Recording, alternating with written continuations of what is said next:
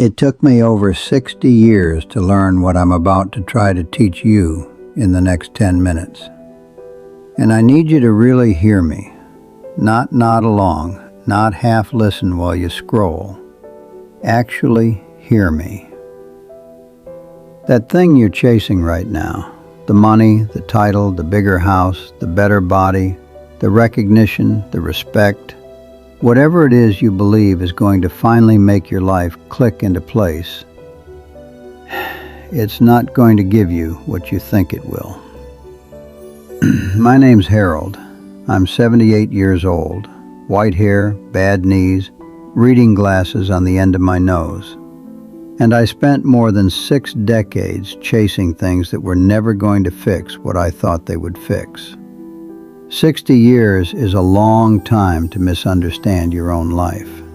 So sit with me for a bit, because if I can compress 6 decades of confusion into a few minutes for you, maybe you won't burn as much time as I did.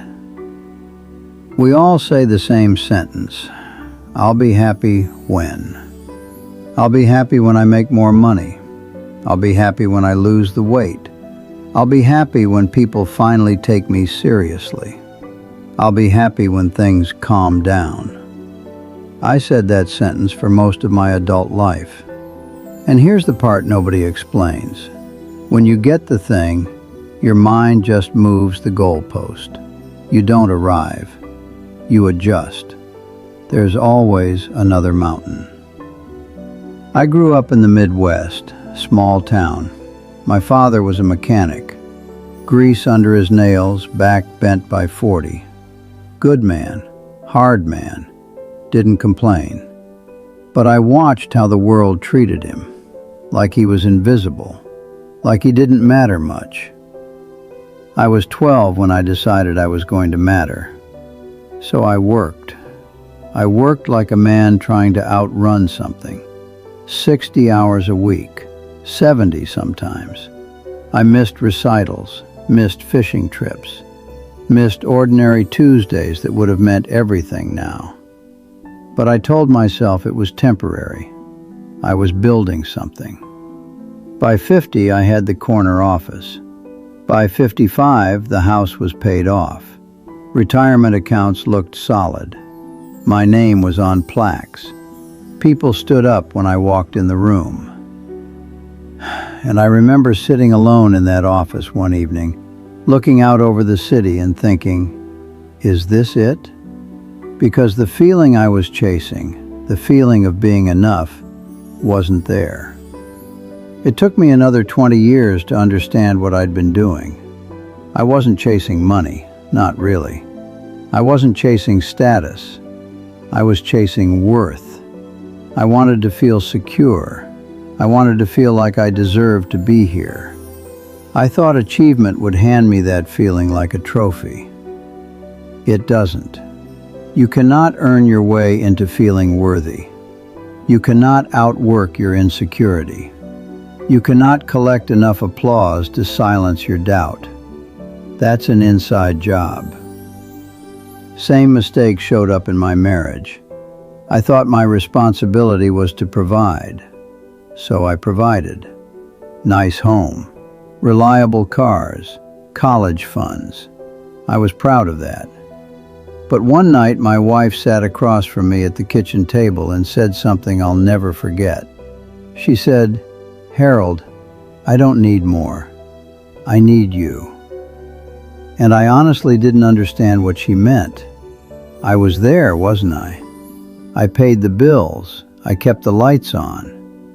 But I wasn't present. I was distracted. I was preoccupied. I was always halfway somewhere else. There's a difference between providing for someone and being with someone. It took me 25 years of marriage to learn that. At 78, most of my friends are old too. Some are gone, and I've noticed something. The unhappy ones are still measuring, still comparing, still keeping score. Who has more? Who looks better? Who got the better deal out of life? They're in their 70s and 80s and still competing with ghosts. Then there are the others, the peaceful ones, the light ones. They're not trying to win anything anymore. They're curious, grateful. They enjoy a cup of coffee like it's an event.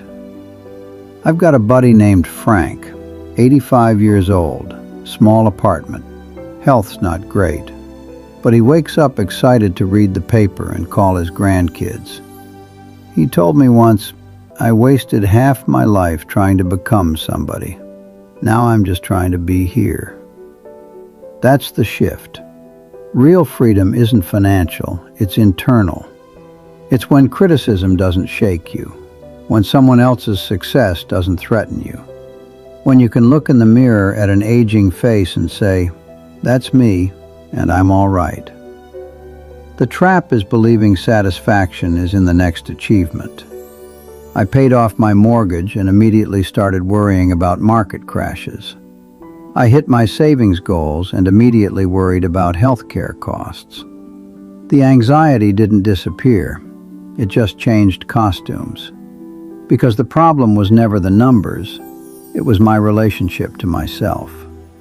Fear doesn't leave when life improves.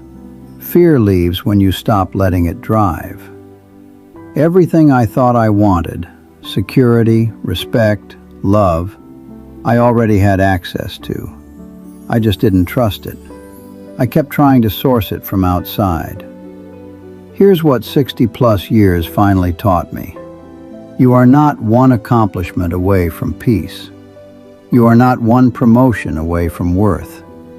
You are not one relationship away from being complete. If you can't feel enough on the way up, you won't feel enough at the top either. Young people think happiness is at the finish line. I did too. But there is no finish line. There is just this, today. This conversation, this breath, this moment. Life doesn't begin when things settle down. This is it. Messy, imperfect, incomplete. This is the whole thing. So stop waiting for the perfect setup. Stop postponing joy. Stop saying, "I'll be happy when." That sentence cost me decades. You're already enough. Not when you fix yourself.